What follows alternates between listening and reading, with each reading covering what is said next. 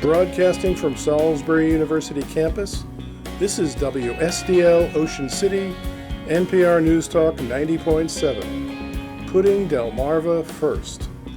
Stay tuned for Delmarva Today with your host, Don Rush.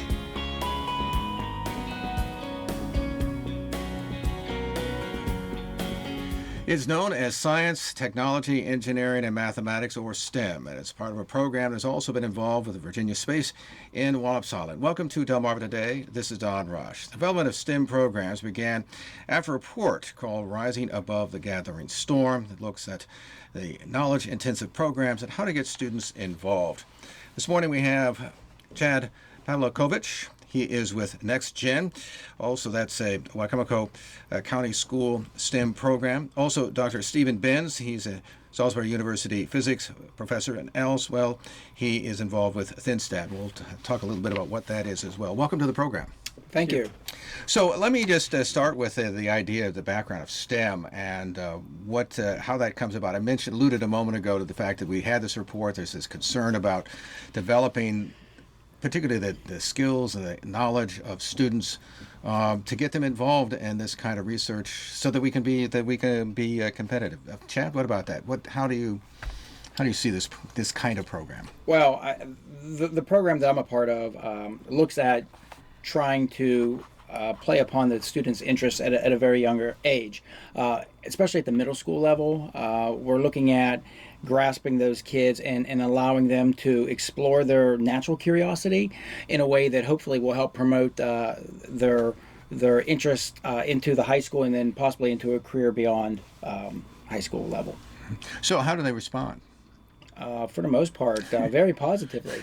It is challenging. I mean, I think, when you look at the acronym and you're looking at all those letters, the first thing that comes to mind is, possibly research and scientists in a lab doing some pretty intensive work. But when you really break it down to the essence of it, kids are natural scientists. They're always exploring and asking questions. It's just in a program such as the one that I'm a part of, we're allowing them to take those interests and those questions and build upon it in a way that is non-threatening and in a way that they're going to learn about science in a way that's going to drive them to hopefully want to stay interested in it, because most times they lose interest when they move on to the high school or the college level because it may seem too hard.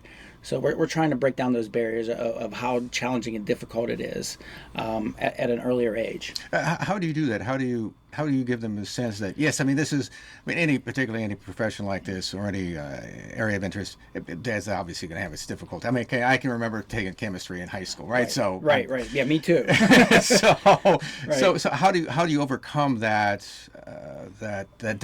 sense of difficulty, and how do you ease them into this idea that there's a logic to this that's not as hard as they might think? Well, I think a lot of it's being hands-on. I mean, if you think back, maybe thinking about your previous experience and mine, most of the time it was textbook, and you're grinding out textbook material and you're just looking at the board and you're listening to the teacher in the front of the room, where you're looking at more of a project problem-based approach where the kids are, they're knee deep in it. So they're posing the questions, they're coming up with the solutions. Me as an educator, I'm more of a facilitator where I provide the opportunities, I provide the resources and some guidance where necessary, but for the most part, allowing the kids to kind of direct their own course really provides the true scientific experience. And then I think they then can overcome some of that apprehension and fear of it being too hard or being too challenging, or I'm just not cut out for it, which that's not true by any means.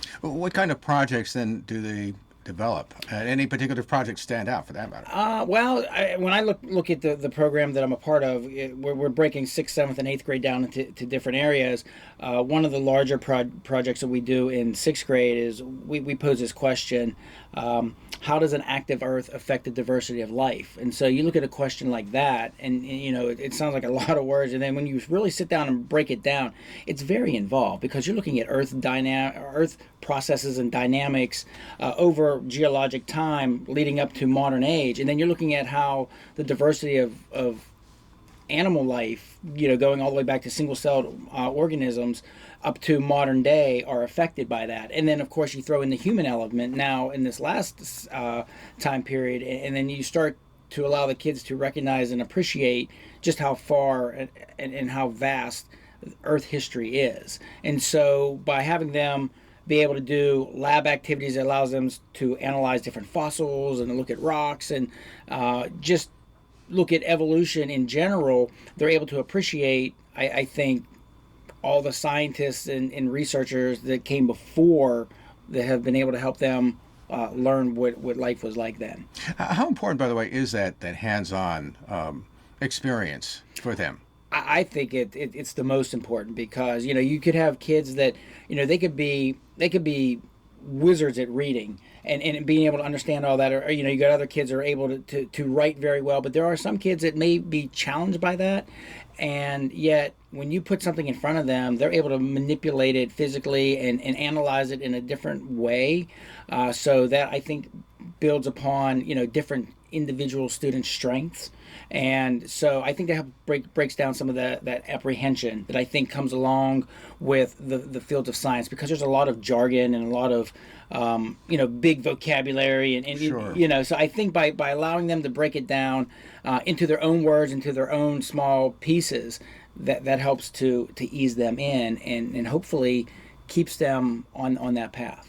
And by the way, any particular student, not particular names, but any particular student or moment that you saw a student whose eyes kind of lit up and said, "Oh, I get this"? Oh yeah, I mean that's probably the best part of my job, and most of the time when asked that question, as a teacher, I feel like I'm an investor in the future. Most of the time I don't necessarily see that all the time in the class. What's most rewarding is when I see these students when they're graduating high school, or I see them later in life and they're saying, hey, Dr. P, I got a degree, or I'm going for a degree in engineering, or I'm going to be a doctor, and maybe, just maybe, I had a small influence in providing those opportunities at the middle school level that helped propel them through high school into their career. That, I think, is the most rewarding aspect of teaching from my perspective.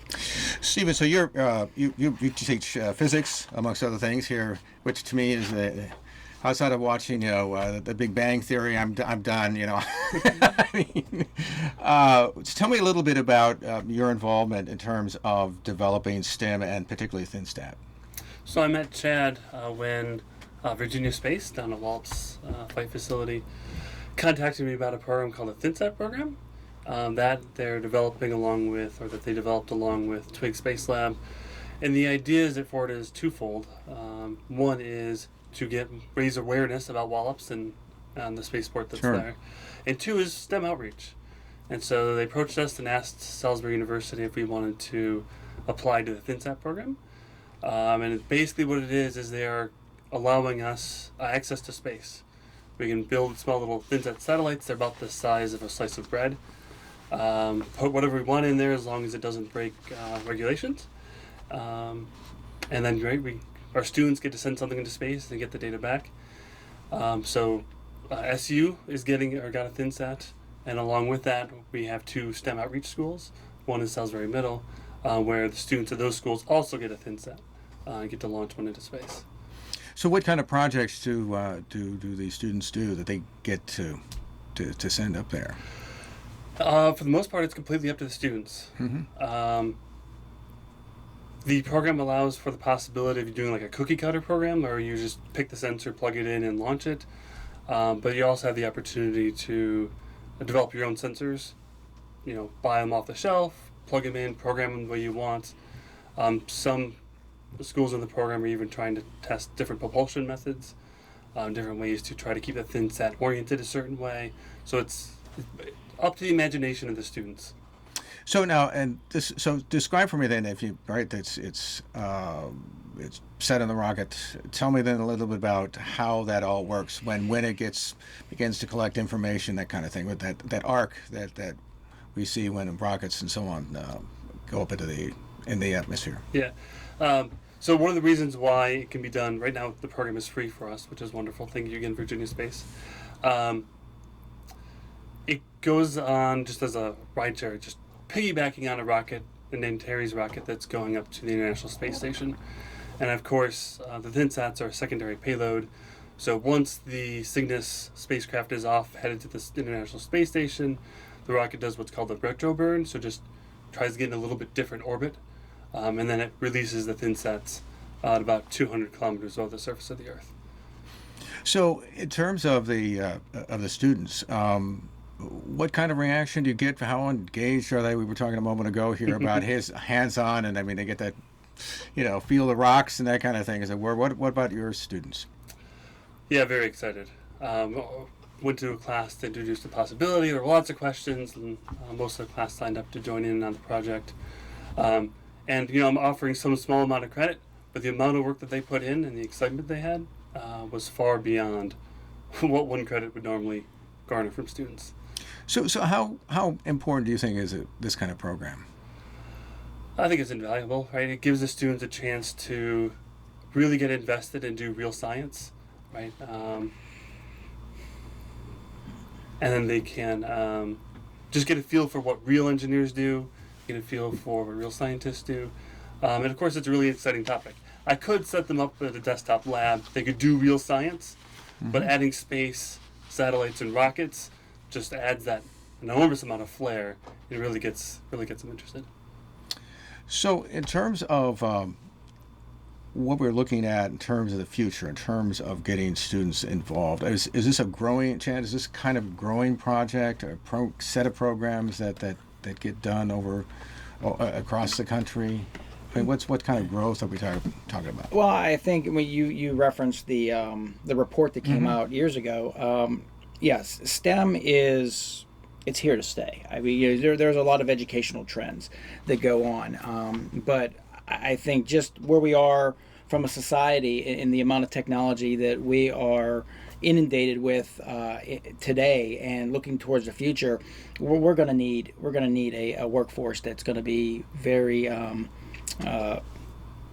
very well versed in the STEM fields. And so I think schools, most time education is slow to jump on board, but I mean, if you just go out there and you just Google STEM and education, you're gonna, it's everywhere. And a lot of companies now, a lot of educational companies are jumping on the bandwagon, providing opportunities and curriculum, which can help even those teachers that may not be very well versed in STEM provide opportunities for students. So I think that the reach of it now is permeating all the way down to pre-K, which, as I mentioned before, young children. I have two daughters. One's 5 and one's 3. They're little scientists. They're out in the yard and they're finding bugs and they're doing all these things and they're asking and posing all these questions. And so even at that young age, we have to foster that imagination in those questions, because we need a society that can do that and ask those questions, because then that will help propel us into the future.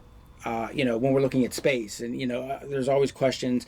I get questions from my students all the time. Why do we send these things into space, and why do we do that? And I'm like, well, you have a cell phone now. A lot of that technology, 30 years ago, that's where it was developed. When you look at the internet, and why did they do that? And that kind of has ties to CERN, the Large Hadron Collider, and all these different things that we may not necessarily see the importance we benefit from in the long run. And there's a generation of engineers and architects and designers and researchers and doctors who are going to be retiring. We got to make sure that we continue to have viable employees in those fields. And I tell my students, you are the next generation, and so you have to fill this void that's coming. And going back to what Steve was saying about ThinSat and allowing the kids to actually, or students to put things into space, that justifies what we're doing. Because most of the time, if you're just building a little model and it's just sitting on a table, there's not much involved. But when the kids can say, hey, it went to space. I mean, that's that major connection that I didn't necessarily have growing up. So now the kids nowadays, with all the advancements that we have, I think that is really driving a greater interest. And it's just a need. It's a need of our society and our country. And by the way, now your students, students participate in STEM and ThinSat at all? Or? Yeah, we started to Right. participate in the fall, and so we got the kits, and we are a little bit slower on the process.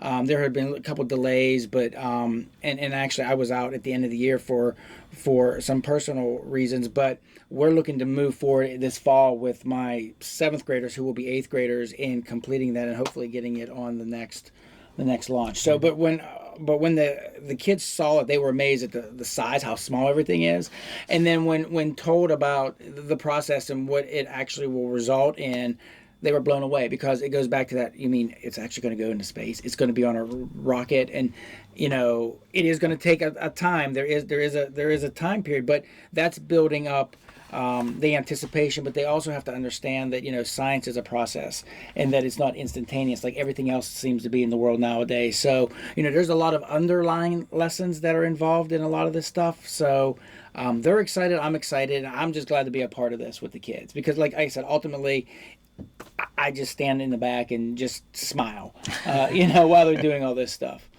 Steve, you get that sense from the people, from the students that you work with, that there's that enthusiasm, and is there a particular kind of student that really gets into this, or is there some cross section, or is there just some people who are naturally inclined to be interested in science, or is it? I mean, how do you read that, if you can read it at all? Yeah, that's a lot of questions there. But yeah, I'm not entirely sure. I would say that at least in the physics department, everyone was super excited. Right. Not right. everyone joined the program, but in general, they're very excited. But I don't think there's any particular. Most people, I would say, think space is fun and want to participate. Right. What about you? Because you see all these students from different backgrounds. I think at my level, it's going back once again. I think that's where, at the middle school level, they're old enough to kind of appreciate, but they're young enough to still imagine. They're not to the point where in high school they have a lot of other things going on, social, and so there's some of this, I don't want to be perceived as or whatever. So at the middle school level, they're still innocent enough to where I think you really push them hard to go and foster that imagination, that creativity, or that interest, which, like I said, once they leave me in 8th grade, it's kind of like letting my kids off. I'm hoping they're going to carry on with that, and that the high schools are going to do their job and help promote them and prepare them for that. But at the middle school level, I think that is the essential time to really capture that imagination that they're bringing from the elementary school and using it in a way that's going to help solidify some interest, so they can become physics majors or go into chemistry or go into whatever there is, because there's just so many fields out there now that fits into this STEM mold that's available. I mean, because one of the things that strikes me particularly about modern technology is that we are used to the idea that it's around. We don't really think about how it works. So the cell phone is probably the classic example. I mean, I'm old enough to remember when there were telephone booths. Right. Yeah, right? Me too. Yeah. I mean, is there a curiosity with this generation about how these things work, or do they simply accept that they work and they're not necessarily as inquisitive? I mean, I don't know. Well, there's a movement called the maker movement, which is looking at making in education or just making in general. And this harkens back to almost the days of shop classes. Mm-hmm. So, you have maker spaces where, people can sign up like a gym membership, and all the equipment is there for them to use. They become trained on, and they use laser cutters, CNC machines, 3D printers, then a full wood shop, metal shop, and then build whatever you want. And I think with this now permeating into the educational arena, it's allowing kids to get their hands on things and to figure out how things work. Because I ultimately think, when we're looking at sustainability and limited resources, hopefully down the road, companies and corporations are going to start building things where things could be just replaced instead of, or I should say repaired instead of just replacing them. And so I think getting the kids interested in being able to take things apart, see how they're built, and then actually being able to incorporate new design into it allows them to increase that creativity and then start to understand the mindset behind engineering and design. And then that leads into a whole nother field of expertise. So, Steve, I'll pose the same question. Is there a sense of, and obviously you have physics students who are interested in physics for the atmosphere, but in general that there is this sort of acceptance that there's this sort of new environment and they use the equipment, as it were, or they use the sort of cell phones, but not necessarily wondering how it all works? Or is there more than that? I mean, I don't know in terms of students, because you come in contact with more students than most people. So I think that technology being more and more important part of our lives does make the students more interested to understand it and to participate in it. But as our technology advances, it's also harder for me to say, oh, this is how it works. Not that I don't understand, it's just that up until the integrated circuit, so if you think of cathode ray TVs, the big heavy ones from 20 years ago, telephones that were actually connected to the walls, all of that can be explained with simple introductory physics. The first 2 semesters of physics in college perfectly explains all of it. You get to the cell phone and how all the radio signals work and all the computer science involved, and I can kind of point and say, hey, this is about where, this is the field where you're going to answer that question, but I can't just sit down and answer it in 5 minutes like I could with older technology. It's kind of a trade-off. They're more interested maybe, but it's a lot harder for me to give them a concise, serious answer. I mean, it would seem to me that this is, and it's an understatement, but this is far more complex as a world, and particularly in terms of technology. I mean, I can remember when there were like carburetors and you could fix your own car. Well, forget that, right? I mean, is it just that the world has become so much more complex? Either one. Yeah, I would say, right, we use a really complicated tool to make a more complicated tool to make a more complicated tool. So I would say that it's just things are getting more complex, more interconnected. But maybe not everything. Our technology, our cell phones, and whatever else are getting more complicated. But certainly, there's lots of other things that are maybe getting simpler. Like I would say, light bulbs are getting simpler.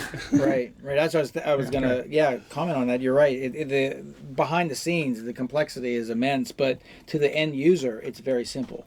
Right. And I think for the vast majority of the public, that's fine. And that may be fine from that perspective, but I think when you're looking at it from an educational perspective, or you might want to know how it works because it's gonna break. And I think it goes back to one of the things we talk about throughout the 3 years in my program is sustainability in the environment, because that's very important. They're 30 years from now, they're going to be basically my age, and they're going to have to deal with a world 30 years down the road with all this technology and all the the effects of it, whether it's positive or negative. And so that's one of the things I try to incorporate in the class is how do things work. And that goes back to that maker mindset too, being able to take things apart. But when you bring in an old rotary phone, it is a dinosaur to them, and they don't understand that. And we're getting to the point now as we're moving further into the 21st century. Those things that we, as young kids, took for granted, or the cathode ray tube TVs and all those things, or a cassette. You see on Facebook, people put, hey, if you know what this is, or the pencil in the cassette rewinding the tape, that dates you. And, when you bring those things in, or I even mention them in class, because I'm an 80s kid, and, I love those old retro games, and, I have a lot of that stuff. And when I talk to my students about that, they're blown away by it. And so how did you live back then? And it's like, just fine, we made it. So, and I'm sure 30 years from now, they're going to ask you, how did you live? So, I think with the advancement is great, but I do think we need to not be ignorant to the idea of how things work, because, if we're not in an informed society with those things, then you could be taken advantage of. And, there's all that other stuff that goes along with the education in general of technology. Well, in terms of technology, one of the things that's struck me, and I obviously follow politics and so on, is that the technology, particularly social media technology, has so outstripped everything else that it has transformed how we communicate with one another, who can say what, and so on and so forth. Is there any concern about the impact of all these changes, or does anybody think about the impact of what's going to happen, whether or not we should A, obviously do it, but B, what's going to happen? I mean, what about you? What would you think? Pretty far askew from my field of expertise. But I think in general, definitely, our technology, I feel like our technology, whatever, has outstripped our philosophy and our thought and how we approach things. And I do think it is at least a bit dangerous. In what sense, you think? I mean, just from like the social media side of things, I got all these questions about free speech and how that plays a role and how much of a microphone should be given to these thoughts that maybe general society is opposed to. And those are really thorny questions that we're, as a society, will have to solve. And it's to some extent too late, right? The cat's already out of the bag. We're already having these issues. Right. It would have been great if we had solved this ahead of time. And I think this shows up in a lot of different areas. Yeah, Chad? At the middle school level, this is one of our biggest concerns, because usually this is the first time a student is given a cell phone or access to social media, and so it's great from an educator's perspective for these kids that have their own phone, because I'm like, you have this personal assistant, you could write down any assignment it's due and have it remind you. 2, you need to look something up or whatever, it's there. But then the flip side of it is the whole social media, that's really what they're attracted to. So they're given this device with almost free range to do all, whatever they want, not understanding the ramifications of their actions, because they just don't know. It's just an ignorance that it just goes along with not being taught, how to use it properly. And so that is of a concern at all levels. My wife is a high school teacher. She sees it in high school, but at the middle school level, sometimes I refer to it as like giving a child a loaded weapon, because it can do a lot of damage, and they don't think, because it's very impulsive. Even at this younger age, they're very impulsive. I'm sure even at, we as adults are impulsive at times too, but at that age, they, it's spur of the moment, or it's very reactionary.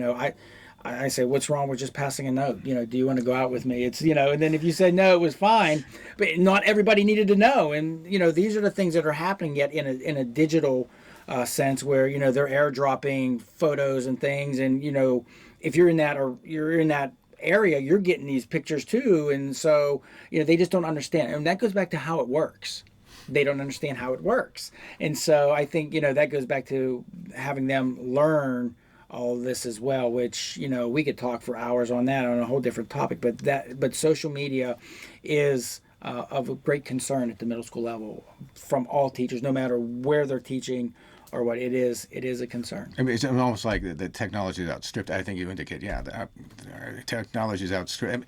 So one of the questions becomes not a matter of can we do it, but should we do it? Is that a question that comes up at all, and either for either one of you guys, whether we should do something or? So I don't think I'm ever really in a position to ask that question for anything that I'm doing. Right. But there are applications to the kinds of things that you do, yeah. But yeah, I think it's a relevant question. Yeah. But even if I say no, right, I don't control the guy next door, and he might say yes. Right.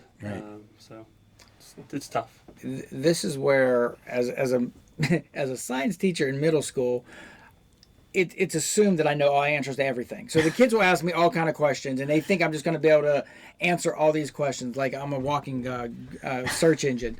But that is some of the questions that the kids ask, and we do a thing. I do an assignment with my 7th and 8th graders, scientific investigative reporting, where every month they're to report on a chosen topic of their choice all year. So some kids look at sustainability, some kids look at genetic engineering, some kids look at it could be other environmental issues. They get to pick a topic that they can go and do research on and report out. So they're basically doing a little 5-minute little podcast type of thing. And we hit a lot of these topics and questions that are on the cutting edge, especially with like AI. A lot of it's now with AI, with Google and Alexa, and we're talking about all these different invasions of privacy, and how is this going to transcend as they get older?